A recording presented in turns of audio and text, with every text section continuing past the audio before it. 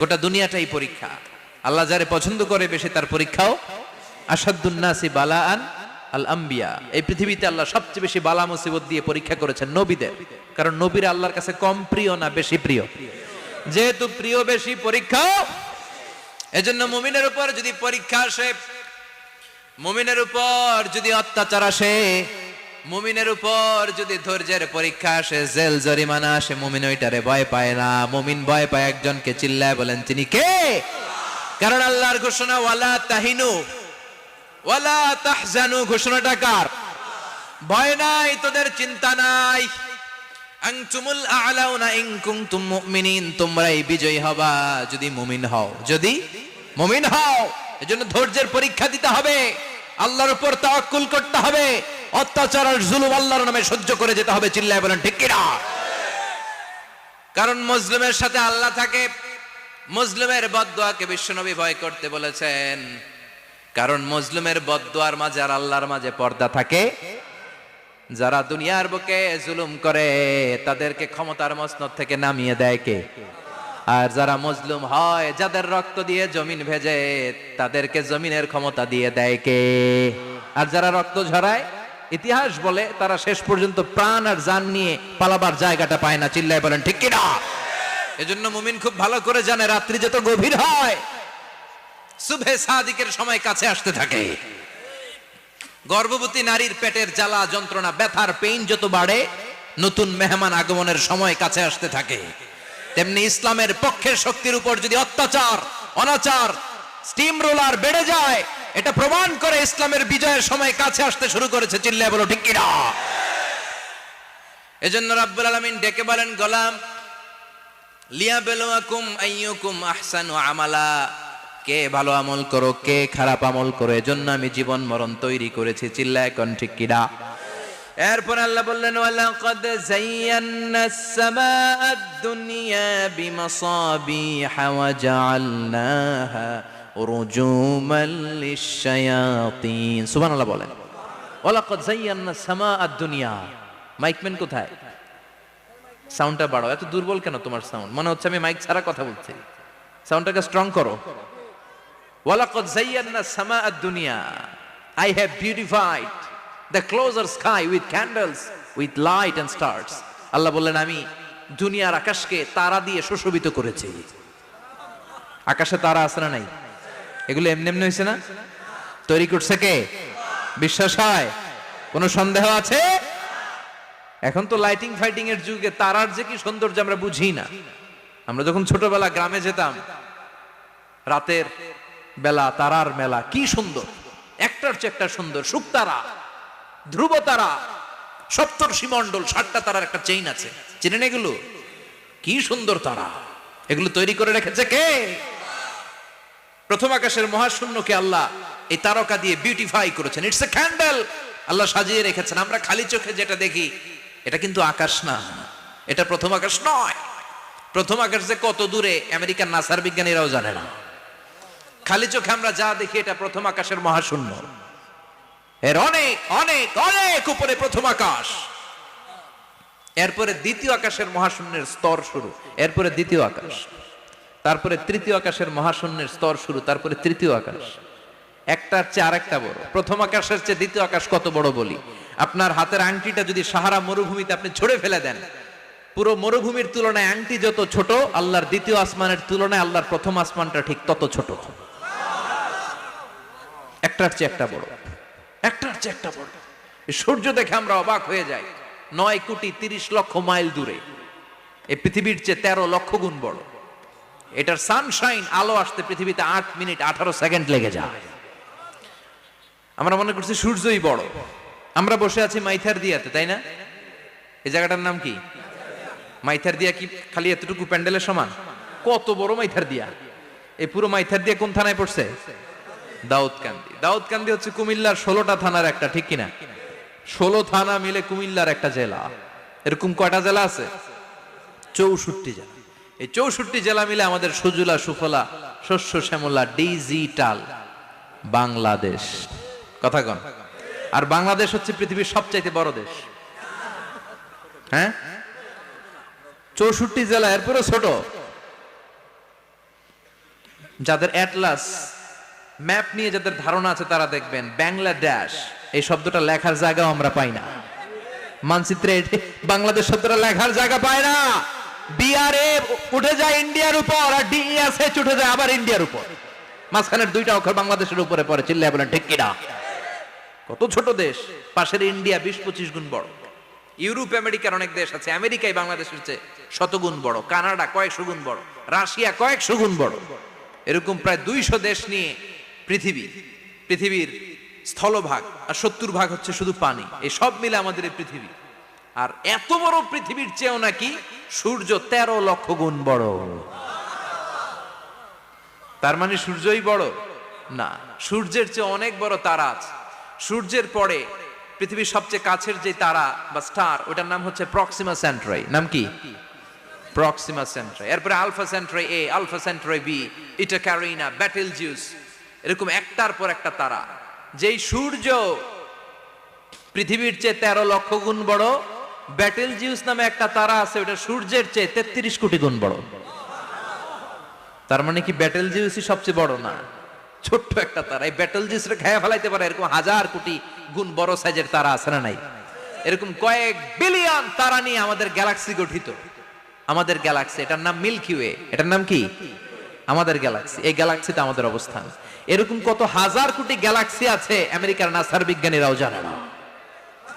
আমাদের গ্যালাক্সির সবচেয়ে কাছের যে গ্যালাক্সি, ওই গ্যালাক্সিটার নাম হচ্ছে অ্যান্ড্রোমেডা। কি নাম? অ্যান্ড্রোমেডা। আমাদের গ্যালাক্সি থেকে কেউ যদি কাছের গ্যালাক্সি অ্যান্ড্রোমেডাতে যেতে চায়, তার 2.5 মিলিয়ন লাইট ইয়ার্স সময় লেগে যাবে। কথাটা কঠিন হয়ে গেছে, আমি ভেঙে বলি, তারপরে সুবহানাল্লাহ কইবেন। আমাদের গ্যালাক্সির নাম মিল্কি ওয়ে। মিল্কি ওয়ে থেকে যদি কেউ অ্যান্ড্রোমেডাতে যেতে যায়, কত সময় লাগবে? 2.5 million light year. Light year মানে আলোকবর্ষ। আলোর গতিতে যদি ছোটা যায়, 2.5 মিলিয়ন মানে হচ্ছে প্রায় 25 লক্ষ।